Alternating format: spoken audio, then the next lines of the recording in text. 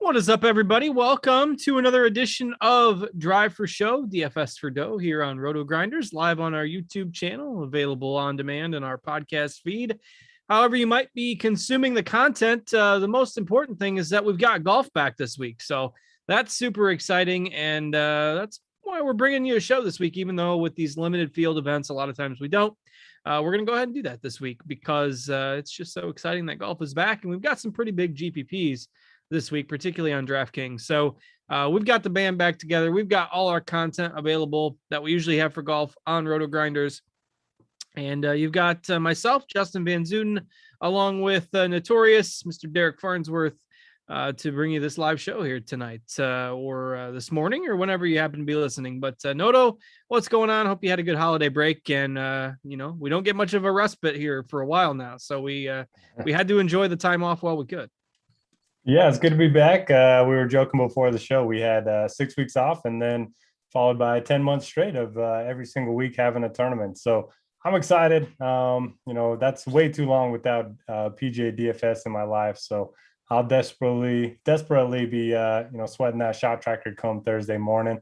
And we missed out on a lot too. I was also joking that we were going to spend half-hour recapping the PNC with Tiger and Charlie. So I'm surprised you didn't come on with a Charlie Woods branded Nike hat already or something. I figured you'd have that ready to roll. Yeah, I mean, that event's so crazy, and it's got to be one of the cheaper sponsorships too. PNC's just got to be sitting pretty with where they're at, because that had to have gotten the 10th most eyeballs of any tournament. I think I read that it had more than the PGA Championship at one point.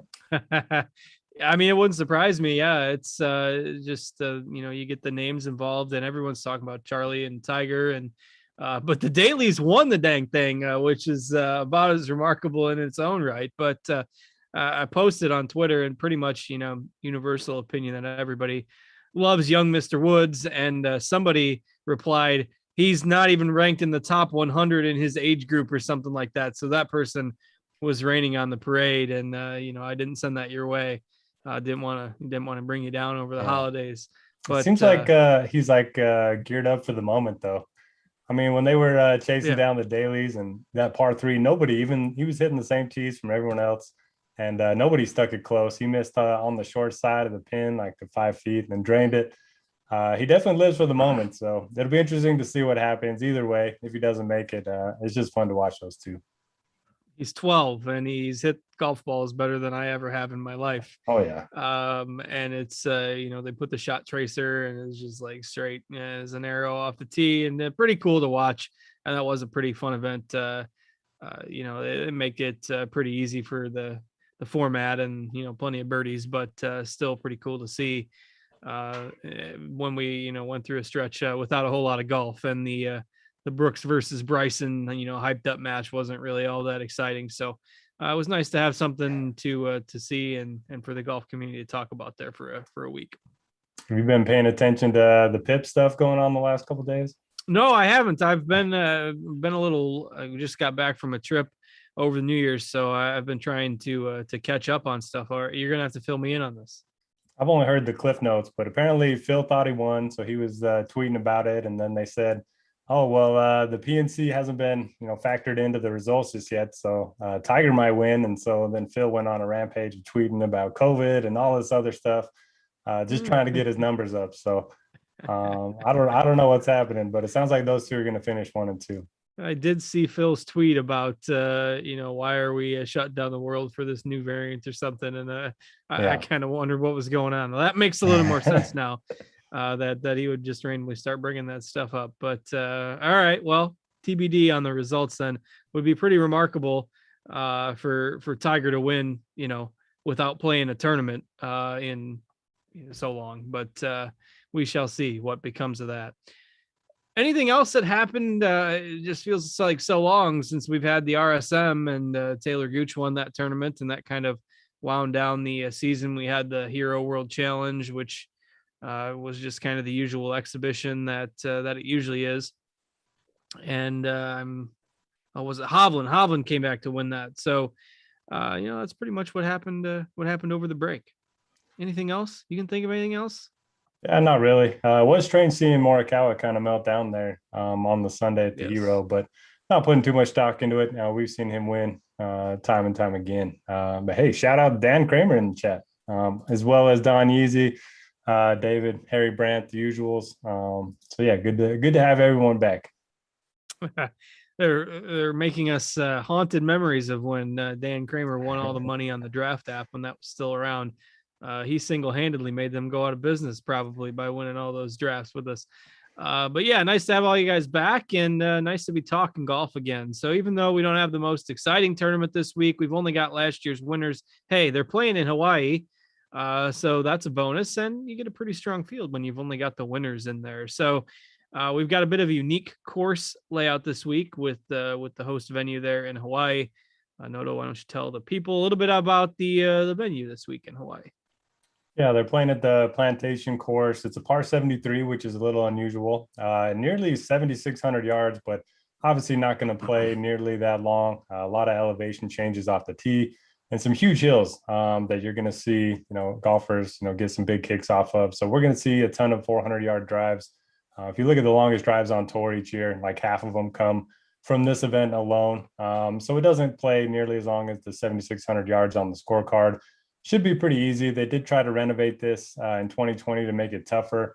And that year, it actually played pretty tough. I think the winning score was 14 under par, but there were 30-mile-per-hour winds every single day. And last year, there was very little wind, and Harris English won at 25 under par. So it doesn't look like there's going to be too much wind this week. I do have the wind finder that I'm using posted, in pretty much all of my articles if you guys want to check those out. And yeah, I mean, the fairways here are very wide. You're going to see about 80% of drives hit the fairway. You're going to see 80% of approach shots hit the greens. The greens are over 8,000 square feet on average, which are just massive.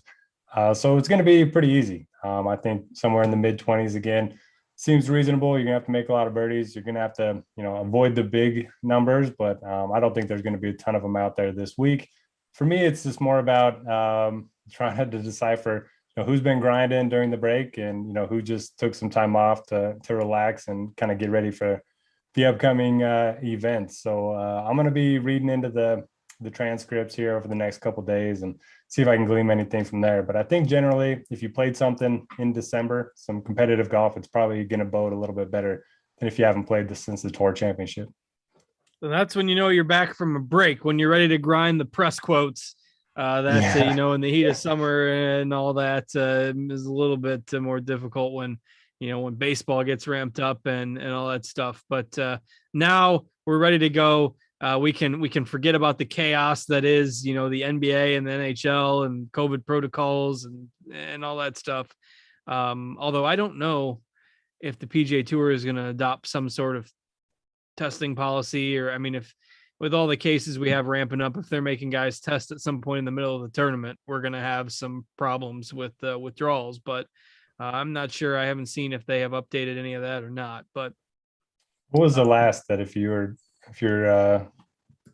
vaccinated, you didn't have to get tested? Is that what I thought so? But then there was some wonky stuff because you remember when they had the tournament in Bermuda, like half the field had to pull out because there was some, I can't remember if they had like a vaccination requirement there or not.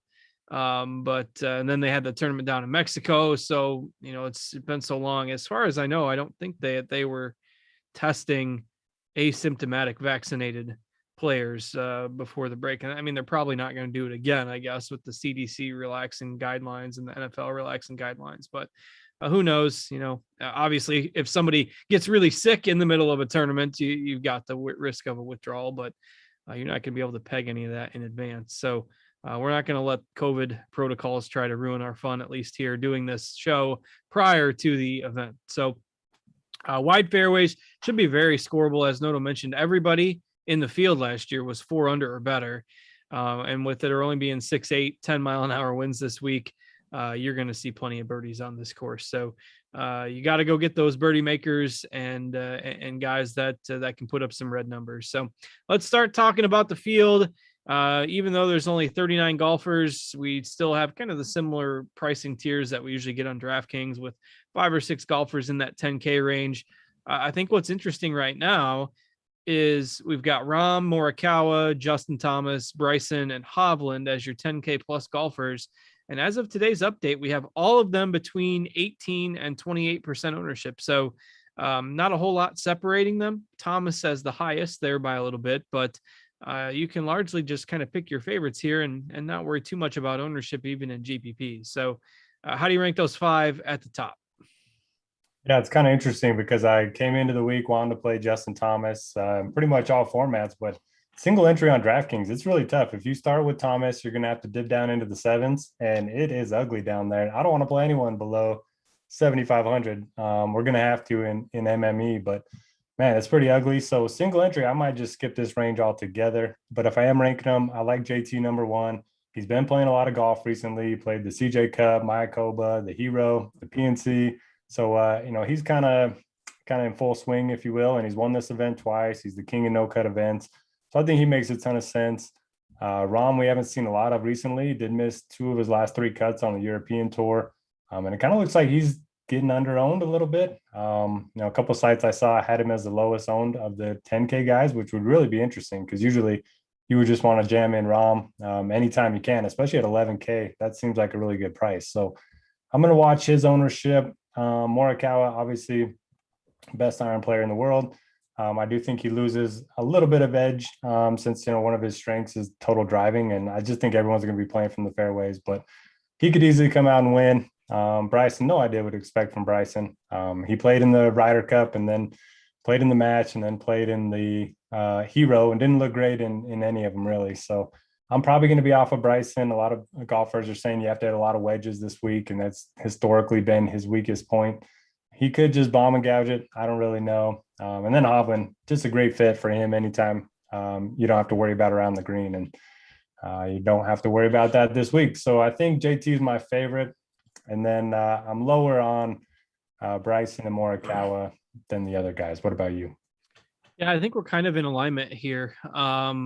Not that it's an absolute can't play any of these guys, but Bryson does worry me the most out of the group. Thomas and Hovland, I'm probably will be my 2 that have the most exposure to, and we have Hovland as the lowest owned. He'll be right there, kind of around that 20% mark. But Thomas, I think, is my favorite. You can't ignore his track record at this event. He went through a rough stretch with his irons there towards the start of the fall swing, but did kind of turn that around. A couple decent finishes there before the end of the 2021 year. So I think he's back, ready to go. And so Thomas is the guy I have tagged in our content as well as my favorite of the top bunch. And if you are not a Rotogrinders Premium member, of course, you can watch the show for free. But we would like to invite you to try out our premium content. So you can check us out, rotogrinders.com, sign up for premium access. And then you can, get $10 off your first month of Rotogrinders Premium. If you follow the link that our producer Steve will drop in the chat, might also be in the video description as well. So we'd invite you to check out all our premium content. Great time to try it out with golf back in full swing. Of course, NBA, NHL is still going strong, and we've got the NFL playoffs coming up. So lots of irons in the fire at this time of year. All right, let's dip down into the 9K range. We don't have a lot of options in here. It goes from the 10Ks to the 8Ks pretty quickly. So our only 9K options are Xander Schauffele, Sam Burns, and Patrick Cantlay. And they're all going to get a decent amount of ownership simply because you're going to have to land on some guys in this range if you're multi-entering, and there's kind of a salary dead zone here. It's a little bit weird. Maybe we can throw Spieth in here too, since he's 8,900, close enough. So if we were talking about those four guys between 8.9K and 9.7K, I know you're usually a Xander guy, especially in these types of events. So you're going back to him this week? Yeah, I'm usually a Xander guy, usually a Cantlay guy as well. So I'm kind of having a hard time choosing between those two. Cantlay, I mean, won the Tour Championship, and we haven't really heard from him since. Maybe he's just off partying with his 15 million or whatever he won. So I don't really know where his game's going to be at. I'm going to be reading his transcripts if he has any. But yeah, Xander's in a good spot. I mean, he played the Hero. He wasn't great, but good track record here. Really good record in no-cut events, similar to JT. I think he makes a lot of sense. And if you start your lineups here, you can definitely, avoid some of those value plays that we don't feel too great about. So I like Xander. No issue with Burns either. Just look at his numbers. They're pretty wild. I mean, he's good off the tee. He's good with his irons, good around the green, and one of the better putters on the PGA Tour. So he could be in for a monstrous season. It's weird seeing him priced up here with these other names, but it's deserving. I mean, he's been awesome, and he's coming in pretty good form too. I think he has 3 straight top 7s. And then Spieth, I was looking at Data Golf's course history tools, and the number 1 comp course is Augusta National, which doesn't make sense from a scoring perspective, but you get a lot of uneven lies. It's generally better to be longer off the tee. There's not a lot of rough that you have to worry about. We know Spieth plays well there. He's played well here in the past. He hasn't been here in 3 years, so 3 or 4 years. So, maybe he's why is that? He's itching. Yeah, he must have been sick or injured. I'm not sure. But I don't like him at 22%. If he would have been 10 to 15, I would have a lot more interest. There's going to be somebody listening that does not get that joke. Maybe not live, but you only qualify for this event if you win a tournament the previous year. If you're not familiar with me, I've been pretty anti-Spieth over the years, and he didn't win a tournament for a couple of years, so had to get the jab in. We got to get the year started off right. And I'm not trying to spread the Spieth hate, and I'm also trying to not to take too much from the Hero World Challenge. But if you take out Henrik Stenson, who is not a quality golfer at this stage of his career, Spieth finished 12 strokes behind everyone else in the field. To be fair, he teed off the wrong tees and started with a 2-stroke penalty on Thursday, I think. So, I mean, he was already 2 shots down, and maybe he just gave up at that point. He didn't have a single round under 71. I don't know. What I don't get, why do they have tee markers on all the boxes for the PGA Tour? Well, not PGA Tour event, but for the exhibition event, that was kind of weird. Yeah, I don't know. Are you giving Spieth an excuse or what? Yeah, I'm trying to help him out. He'll take it. All right. So y'all know I'm not on Spieth because I usually am not. And so one of my resolutions for 2022 is to let some bygones be bygones. We'll get to another one later, but Burns is one of them. And I'm still kicking myself because I played Burns a ton when he was, just coming up and making his way up the rankings, and we were on him. We even had him on Scores and Odds for his first win. And I played Burns in DFS almost every week. Well, after that win, his prices started to go up every week and his ownership started to go up every week. So then you start, Sam Burns at 9K or 10K, I'm not going to play him. But then he finishes the year in even better form, like a 1st, a 5th, a 7th. And he was 10K plus for 3 of those. So just time that we start thinking of him as one of the top golfers on tour. I mean, he's earned it. If it's a flash in the pan and he fades this year, then so be it. But I mean, over the last 6 months, 8 months, there probably hasn't been a higher upside play on a weekly basis than Burns, with all golfers included. So I'm back on the Burns train this week as well. I probably rank him Burns, Schauffele, Cantlay in terms of my interest. Obviously, I'm not on Spieth, but I think that's how I've got those kind of mid to upper tier plays ranked in my book. So that's the 8.9 to 9.7K range. Where I think contests are going to be won and lost this week is in this next tier, because as Noto mentioned, there's not a lot of exciting plays under 7,500. So you are going to see a lot of lineups where you try to jam in on DraftKings, say a 7,900 golfer and an 8K golfer and an 8,200 golfer, or say three of these guys in this 8K range to try to prevent going down to the 6Ks and the guys that, you know, maybe won a tournament to qualify here. So this is the range that I think could be make or break, particularly if you fade somebody that ends up, you know, winning. Certainly there's guys capable of winning the tournament in here. So how are you starting to piece apart this next tier in the 8Ks? Yeah, I love this range. And part of the reason why I'm skipping the 10Ks and single entries because I want to get as much exposure to these 8K guys as I can. I think you can fit 3 or 4 of them if you start, you know, in the 9Ks. So I like Berger. I mean, he just seems like, you know, really safe. He's got 3 top 14s here in his last 3 tries, a couple of back-to-back top 10s on the PGA Tour, really good putter on Bermuda. It's hard to go wrong with Berger. He kind of does everything well. Cam Smith's just getting all of the attention this week. I think he could end up being the highest owned guy other than Sung Jae. But yeah, he always plays well this time of year. He seems to heat up in the winter for whatever reason. We know he plays well in Hawaii, especially at the event next week. So I like Cam Smith, Sung Jae. Anytime you get him on Bermuda, it's got to be interesting. After his win, he backed it up with the 9th and a 19th. So he's one of those guys that maybe the rust versus rest, or what's the rust versus rest, because he's usually not usually doesn't give himself a chance to get rusty because he doesn't ever rest. So you know, we haven't seen him. This has got to be his longest break of the year by far. So I still like him. I think those 3 are going to be my favorites. But then you have Answer, who, you know, is always a guy that pretty high floor, doesn't make a lot of mistakes, pretty good short game as well. Finau's a guy that gets pretty popular, and he can make a ton of birdies. So there's a ton of good plays in this range. I'll probably be off of Brooks and Hideki. You know, Hideki, we just haven't seen him much since the Zozo when he won. And then Brooks, I don't know, look, at 4 months out from a major, he's in Hawaii. I think he's just going to enjoy it. If he's seriously grinding, you know, maybe he'll be there on Sunday, but I'm okay if I miss out on Brooks. Yeah, he's the lowest owned of this bunch. I think I might take some shots in tournaments, and I'm usually not a Brooks guy, but 39 golfers in the field, and if you're making 50, 60, 70 lineups, throw them in a few of them. Certainly doesn't make an optimal build or a single entry or anything like that. You don't have to go there, but if you're a mass multi-entry person looking to get the year off with a contrarian play, I think Brooks is fine. And that's mainly because of what you mentioned, the ownership going down to those next few guys. I'm shocked that Cam Smith is gaining so much steam. You know, he's always the guy that people tend to shy away from. He never necessarily grades out as the best statistical play.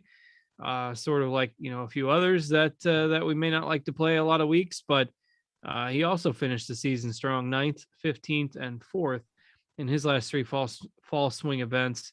And he was up to 10-5 there at the RSM. So I don't know. He tends to be a bit hit or miss at times. And if he's going to get to be that chalky, just from a game theory angle, I might fade Smith. It worries me a little bit more to fade Berger or Sung Jae or even Answer here. So I have to keep a close eye on that projected ownership because Smith is always, I don't know, his ownership tends to be all over the place. So it shocks me that he's getting to be so popular. You think that number's good?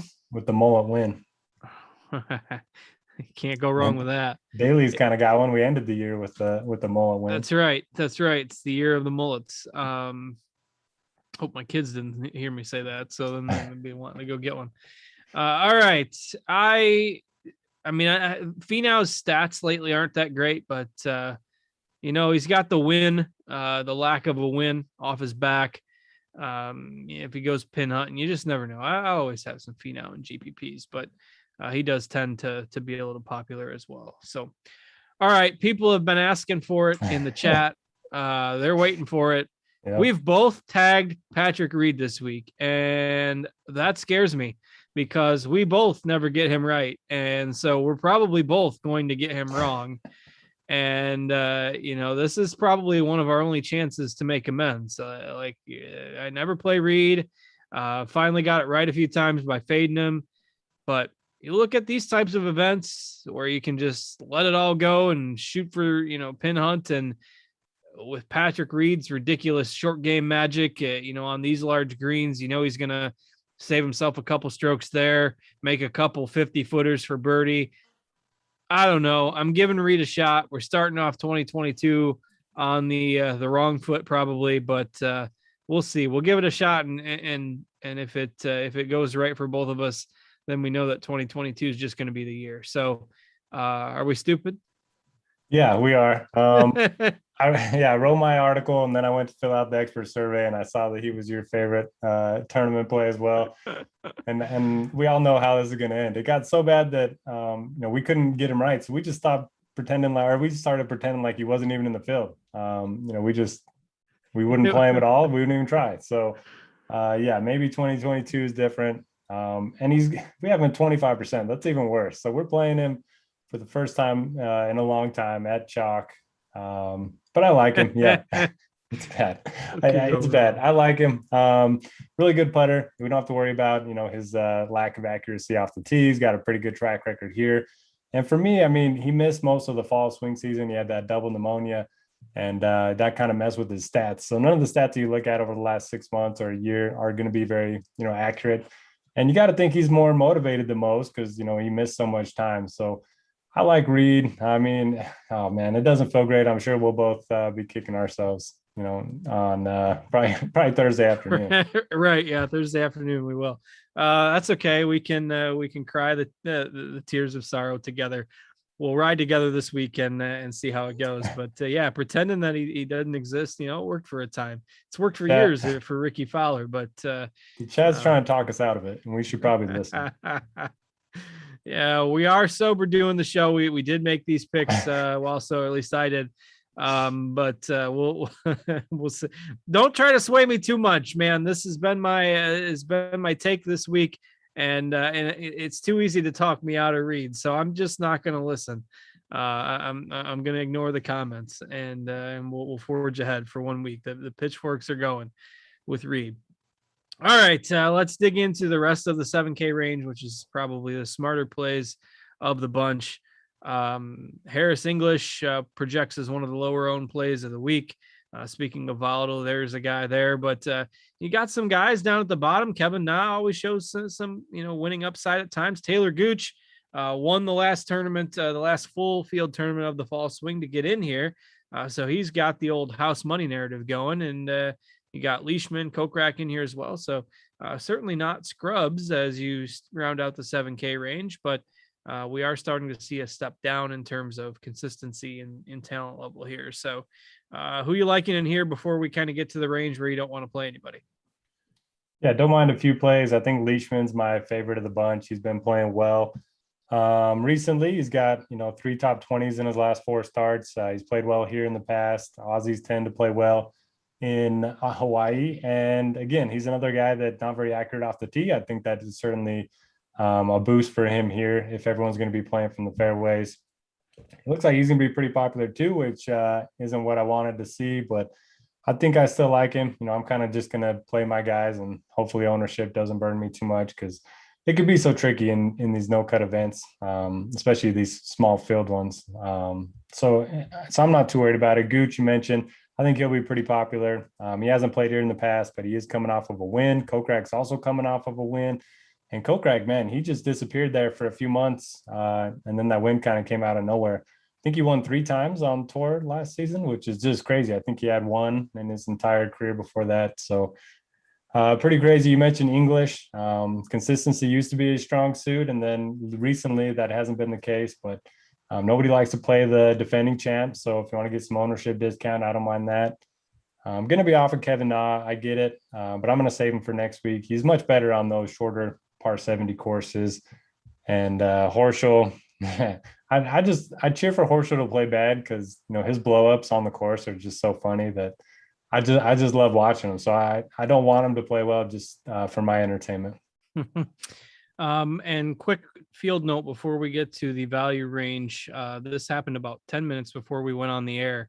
But Cameron Champ has tested positive for COVID and he is out. So we are down to 38 golfers in the field. And as we speak here, I'm going to make sure his projection gets removed from our lineup HQ tools over at Rotogrinders so that any future builds that you make will not contain Cameron Champ, because he's not going to have a projection. But if you built early thinking, hey, let's get some lineups in, let's get them built here for the short field, small field event, Cameron Champ is a no-go for this week with a positive COVID test. So we're down to 38 golfers this week. But yeah, in that kind of 7K range, it's hard to pass on Gooch at that salary. I expected him to be a little bit more expensive, I think. And in terms of our projections, he grades out as the top rated guy in the 7K range on a points per dollar basis as well. So Gooch is my favorite in there. I don't have a strong take on a lot of the others. I think the ownership's pretty accurate on them. So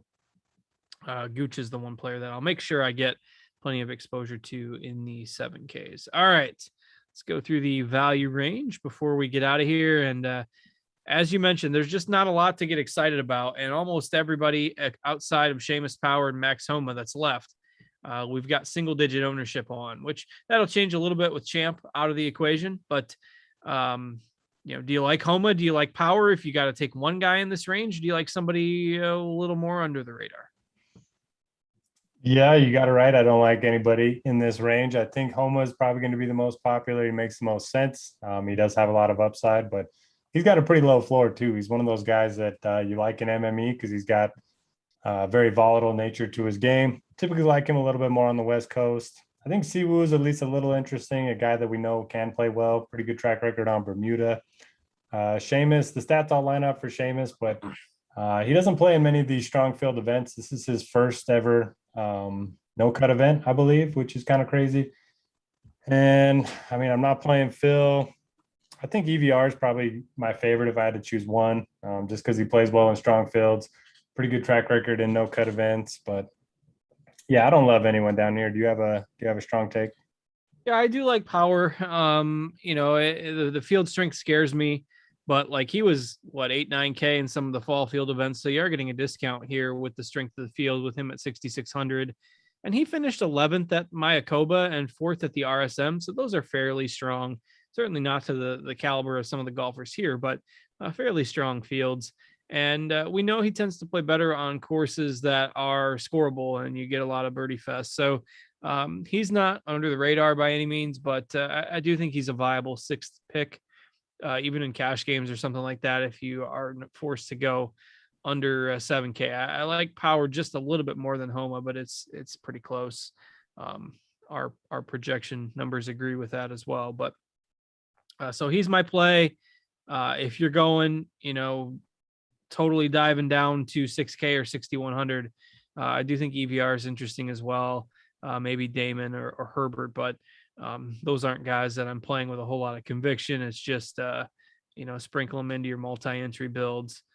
Don't have much interest in, Phil or Grace or, Sink or Kisner at this point. So, that's kind of where I'll probably limit my exposure to that group a little bit. And again, that's part of what makes the 8K and 9K golfers so much more popular, and the 10K plus guys a little bit less, because a lot of times if you just try to give yourself a 2v2, like, okay, Rom, and pick your favorite 6K guy like Rom and Damon, those guys are $17,100. So instead of Rom and Damon, you can get Burns and Finau for the same salary. Like, it's almost always going to come out in, at least, if you're running overall numbers, well, Burns and Finau are going to project better than Rom and Joel Damon, just, from how most people will perceive it. And probably in the projections as well. But that's going to make those 8 and 9K golfers a little bit more popular this week. And part of the reason why the 10K pluses won't be getting that 30-40% ownership. So presume you agree with that based on what we've said throughout the show. Yeah, that's a good point. And I'll add, the volatility is going to be high this week. Very small field. We don't know the form of most of these golfers. So I think it's a good week to scale back your bankroll and then get it, going for next week. Totally agree. They'll stay in Hawaii for the first full field event of the year next week. And we will, of course, be here to break that down for you as well. So anything else? I think we've gotten through everything. Remember, no Cameron Champ. OCAM Champ. If you have any questions, hit me up on Twitter or in the Rotogrinders Discord. A lot of good stuff in the Discord. So if you're not in it, hop in there too. Yes, sign up for Rotogrinders Premium, $10 off your first month. And also don't forget to sign up for Prize Picks. They'll be getting stuff rolling for golf, but always for all the other sports as well. Promo code Grinders with your first deposit on Prize Picks. You get 100% deposit match up to $100. So we'll generally throughout the weeks, we'll provide some picks that we like on there for golf, but not much this week with the smaller field. So still, you can go check them out, prizepicks.com, or download their app. Promo code Grinders, get yourself 100% deposit match up to $100. So that's going to be it for us. We hope you enjoyed it. If you're watching on YouTube, leave us a little thumbs up before you go to help us out and let us know that you like the golf content. And we'll be here all year for you. So, 5 weeks off, and now it's the 40 weeks on here until we get a break. So happy to do it. Happy to be back.